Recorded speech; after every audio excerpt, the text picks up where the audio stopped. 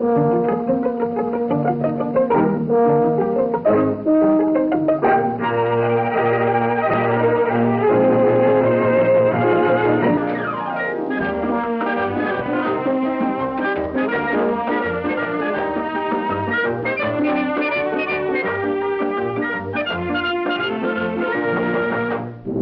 Loretta Young Show.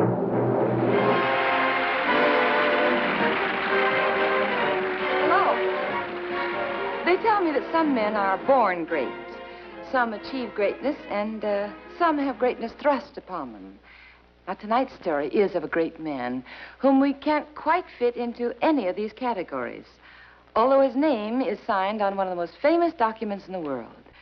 Now, the story of John Hart, as told by his 13th child, a daughter, whom we shall call Grace, opens on the day after Christmas in the year 1776. It's the second winter following the battles of Lexington and Concord, and the fire that started there has ravaged the farms and homesteads around Hopewell, New Jersey.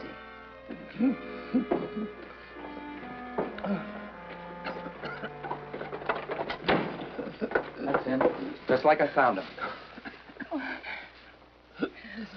This is my father.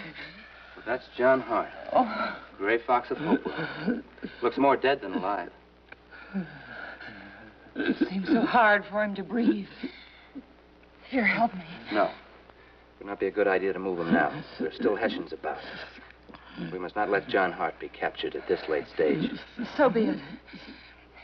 Then go to the farmhouse down the road. Fetch Dr. Bradley and David Walton. Tell them I found my father. We need help, and in God's name, hurry. Could 6 short months have done this to a man? To be called fox, not man, hunted and homeless. He who set such store by the rights of men to found their own homes, that he would sacrifice his own.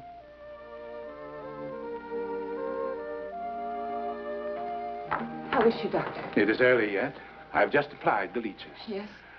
There's only so much that I can do. Bloodletting, quinine, mithridates. I do not wish to alarm you, but your father should be here. He must not be burdened with personal cares, not now. He still remains with the Congress in Philadelphia? Yes, Doctor. Have they not done enough mischief? All that they could do, declaring independence to the king? Independence, they say. I say treason. That declaration is being engrossed on parchment. When that work is done, sir, then John Hart will sign it along with all the other delegates. Unanimously, Dr. Bradley. He cannot be here with his dying wife. No, he must remain in Philadelphia to sign his own death warrant. His dying wife, Doctor? I know not. At a time like this, John Hart should be here beside his wife. And I shall see that he's so informed, and he will come. And so it was that my father returned home, and Mother appeared greatly improved in health and in spirits, almost from the start. Good to have you home, John. Yes, 'tis good. For home, Deborah, and you, these are the things for which we struggle. The Declaration is but a symbol of these. The right to raise families in the love and fear of God and not of man. I worry that you do not belong with these men of whom you speak, John. We're just common folks, farmer folks. Can we mix with such? They're above our station. Will good come of it? Oh, yes. Much good. That's the whole idea behind it. What we're fighting for. We mean to have a nation here where everybody can mix and work together. None too humble and none too proud. Why, when I meet an important man like Mr. Hancock coming in the door, I say, "Good morning to you, Mr. Hancock." And he says to me in like manner, "Good morning to you, Mr. Hart." Oh, Deborah, it's my dear wish that you gain your good health to see it. Just as young Jefferson put it in the Declaration. All men are created equal. It's true. You think about it and you'll begin to realize it's true. God, not man, made men, giving them all the same chance as the other. All men are created equal. Think on that. You speak like my father, David. But could you not also say that every generation is created equal? I understand you not. It's just that my woman's heart sometimes rebels. Oh, why must it be our generation that suffers and sheds its blood to secure this liberty for those not yet born? Why? A man has his duty. A generation has its duty, too. It is a bigger duty, that is all. You and Father, you see this duty to future generations, but not I. I'm not big and I'm not brave. I cannot help but think of this generation here and now. You and me, and David, if I should lose you, there's no next generation for me. Oh, my darling. I will not buy our right to happiness at the price of another man's blood. This I cannot do. Don't you know this? Oh, David, I would not have you different than you are, lest I might not love you quite so much. My dearest one, it's you, and the home we will have, and our children in it. These are the things that give me my will to fight, mayhap my patriotism even, but do you not see that taxation without representation under the king would make these things impossible? No, I know not about taxes or representation, but you do. This is enough for me. It's only that I want a husband and a home, and these things to me mean you, David. That's all I want. That's all any woman has ever wanted in every generation. These things you shall have, and that our sons shall walk in dignity as free men. As I watched him leave that day, I knew where he went. There would my heart go also. Perhaps it is true that a woman needs pride in the man she loves. But it was a prayer, not pride, that filled my heart. Prayer that, God willing, David would return to me. And the days wore on, the days and the news of the fighting, now good, now bad, and the endless debates. And when my heart was heavy and alone, I could too easily see both sides of the argument. Well, we would have worked that out in time. We have many friends in England. But you, and the likes of you, John Hart, you would remove the what by amputating the whole arm. The deed is done. It is no time to argue. Think about it, John. If you go back to Philadelphia and sign that declaration, put your name to it, you will be signing away your life, your farm, your home. Everything you've built in a lifetime will be swept away by that one stroke of the pen. Well, you must consider your family, John. What will you leave them if your farm is confiscated? I leave them a nation if I cannot leave them a farm. There was Dr. Bradley's side. Good, kind Dr. Bradley, incensed by the goings-on in Philadelphia and motivated by his loyalty to the crown. I suppose if I were a good patriot, I would have hated him. But can one hate a man for being loyal, for keeping faith with what he believes? There was Collis Cooper's side. Collis Cooper, hard-working farmer who wanted things just as they were, no changes, good or bad. Should I condemn him then?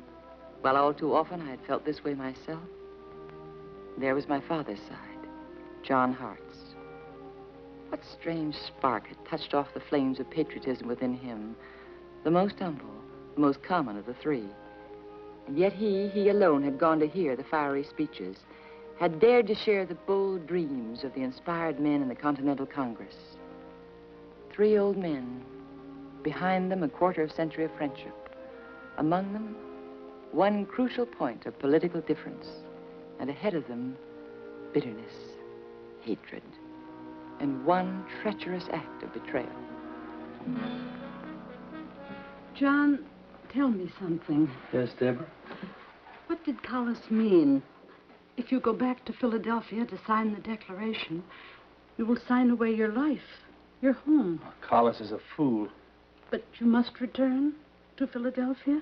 Well, each of the delegates to the Congress is expected to sign the declaration on August the 2nd. What does it mean, John, this signing? I must know. Each man who signs must pledge his life, his fortune, and his sacred honor. Pledge his life? It's a way of saying it. John, in all our years, in all we've done together, we've shared the good and the ill. This is all I'm asking now. Then you shall have it. Each of the signers may become a 100 men. The king's soldiers will do their best to track him down. He may have his property confiscated. If we fail to win the war, he may even be hanged as a traitor. Would the parchment mean any the less without your name on it? Few would notice its absence. The name of John Hart would mean little to the king, either as a friend or as a foe. And would not your fellow delegates understand if you were to be absent at the signing? Could not word be given them that John Hart stands beside the sickbed of his ailing wife? It could be if you wish it. But you still wish to sign that, John? Yes. I've told you that I sit with these men as their equal. I would wish to be their equal in this matter of courage, too. Grace will pack some good food for you to take. It's a long ride to Philadelphia. On August the 2nd, 1776, at the State House in Philadelphia, my father, John Hart, added his signature to the unanimous declaration of the 13 United States of America, the Declaration of Independence. Like all of the other signers, he knew the price he might be called upon to pay, and he wrote his name plainly for all the world to see.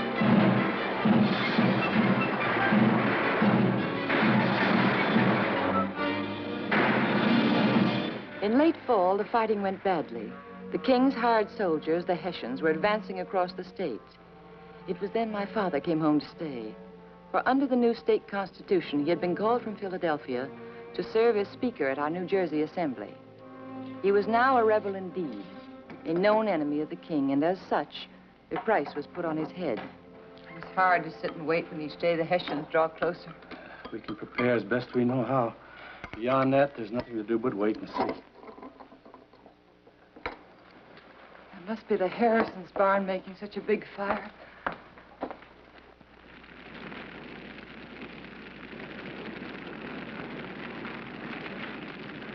It was a big barn. Makes a big blaze. The whole sky is alight. The wonder of it is my own barn still stands with Tories all among us. Father, there is no hope. The war is lost now. Is it not? There's always hope. There's been no surrender, there will be none. There's always hope.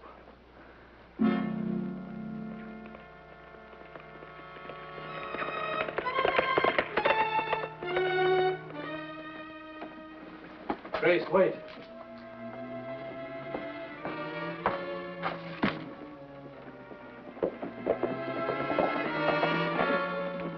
Is it a Hessian?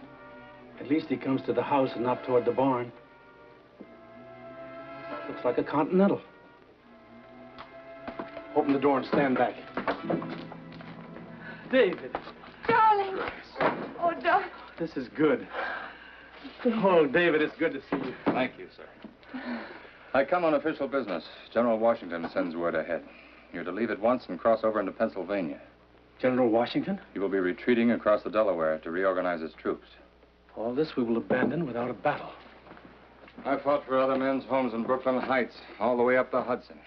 I'm sore tried that I get no chance to fight for our own. The Hessians will be here soon? We'll take every boat, every raft, everything that floats so the enemy cannot follow us across the river. Why should General Washington have need of me? It isn't that he needs you, sir. He wishes to deprive the enemy of one prize of war. I see. You're an important man, Mr. Hart. General Howe has dispatched a number of regulars along with the Hessians. They have orders to bring back the signers of the Declaration, alive if possible. How soon? You're to come with me. We're already starting to gather the boats. Father, you must go with David now. I must see your mother.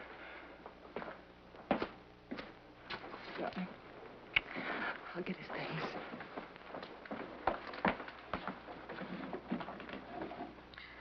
John, Yes, Deborah? I heard someone. Who was it? What did they want? It was David. General Washington has sent word. I must leave again for a while. Don't leave me, John. There is too little time left. Oh, there. I try to serve an entire nation and fail my own wife. Oh, Deborah. How much should he take with him? We're close for winter weather. He may be gone some time. There's no need to worry, Grace. I shall not again leave your mother. My place is here now. Father. Father, you must go. David has told me. They will take you prisoner, or you'll be hanged. You have not the right to do it, sir. I have the right and I have the duty. I've given my word to your mother. It would make bitter news for our soldiers, sir, what few are left. The soldiers of the king are gathering in the signers of the Declaration and trying them for treason. Our cause is all but lost now, sir. It would take very little to crush the faint remaining hope. I shall stay here, but I will not be found. And I will not be tried, and I will not be hanged for treason. We will show these hired hounds they cannot bag a New Jersey fox. Father, where can you go? What can you do? You will be found, sir. They will occupy the whole district. They will be everywhere. We will have a signal, you and I, a secret signal. Here. Put this plant in the window when all is clear. This will be our signal that it is safe for me to come to the house to see your mother, to get clean clothes and food. If the enemy be about, take the plant out of the window. I will not come near the house unless the plant be there to tell me all is well. Yes, Father. Good child.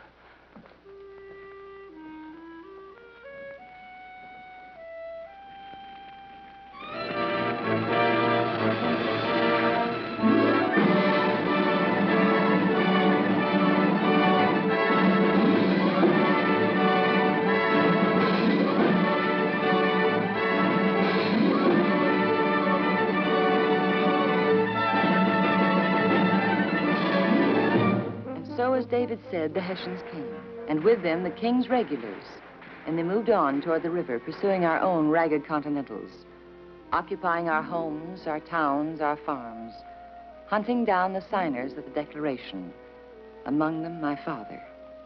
Look the barn over and the mill and the other buildings. There's no one there. He's a foxy when he is. We won't find him. We'll follow orders just the same. For a fortnight he's known we were coming. This is the first place he expected us to look. And the last place he's likely to be. Well, let's get on our way.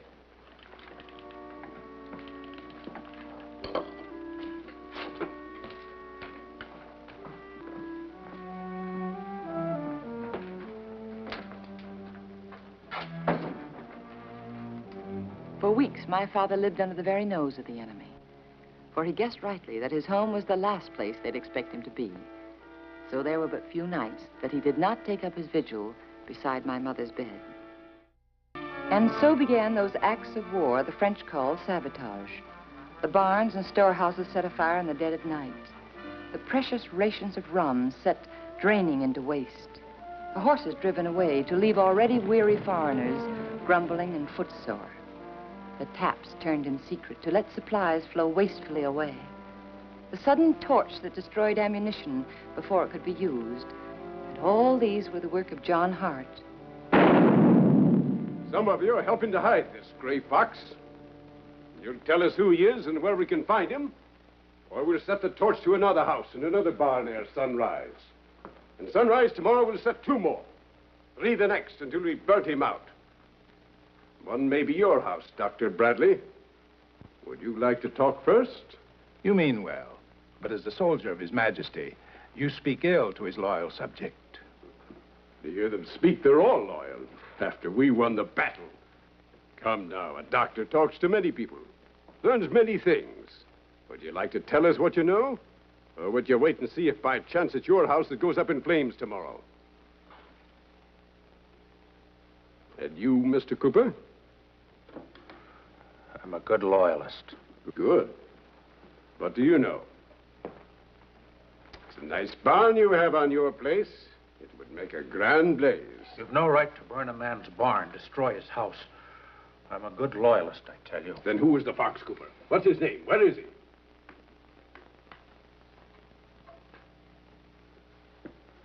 I cannot tell you. So this is the measure of your loyalty to the king. Your barn shall burn tonight.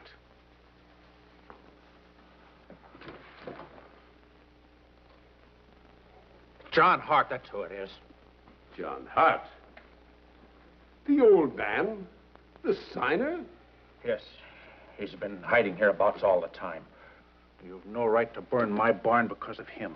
You're dafter you lie, Mr. Cooper. The man we seek runs like a deer. He's strong as an ox. And he's not a doddering old fool like yourself, or John Hart. It's John Hart, I swear it is. Not 2 hours ago, he was in my house begging me for produce to smuggle to the Continentals across the river. But I refused. I tried to tell him what would happen to me, to my farm, if I were caught. You lie, Mr. Cooper. I speak the truth, believe me. I am a loyalist.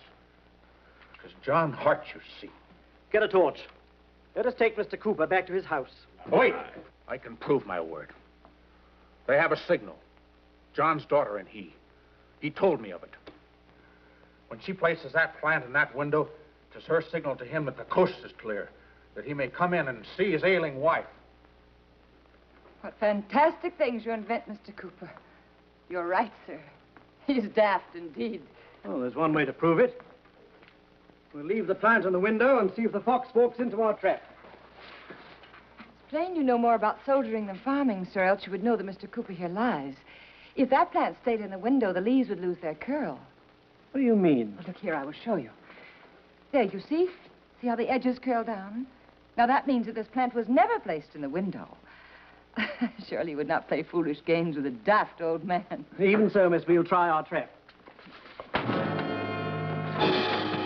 Well, miss, at least we know whom we seek. The Gray Fox of New Jersey is John Hart of Hopewell, the signer. Thus, Father could not return to see Mother anymore. And so my mother lost the only thing that was keeping her alive. Dr. Bradley was with her at the end. He was a doctor first, a friend second, and a Tory and a loyalist after that. It was a little while later I learned for the first time that my father had had need of his care, too. He is too old to live this way, hiding in ditches, sleeping on the frozen ground. Already he has the cough, the consumption. I pleaded with him to ask for mercy, to give himself up.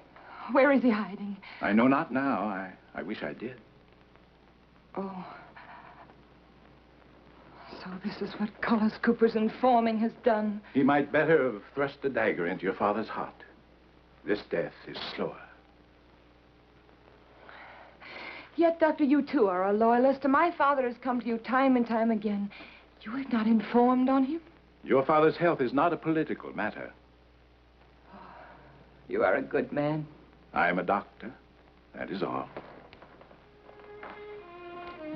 And the tide of battle flowed steadily on, until even to the enemy it became clear that it was flowing our way. Is it Dr. Bradley? Yes. Doctor, here. Father, it's all right. It was Dr. Bradley.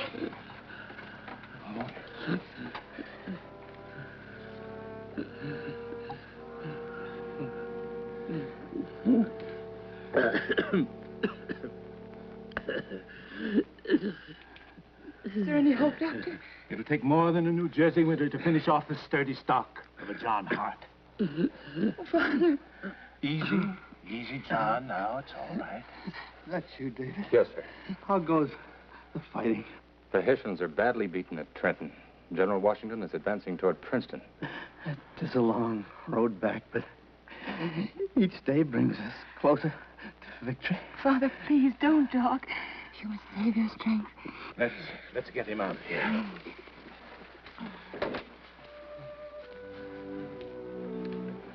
Easy.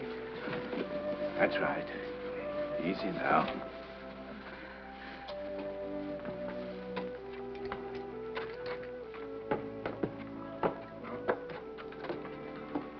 He pledged his life, his fortune, his sacred honor. His life is all but gone, and his fortune has been wiped out.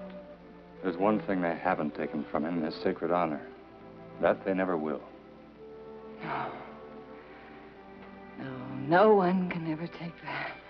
And he will bequeath it to you and to me and to generations yet unborn.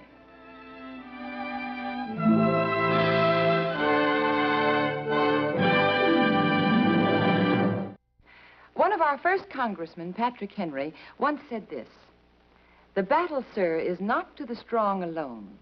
It is to the vigilant, the active, the brave." Seems more true today than ever, doesn't it? Well, good night. See you next week.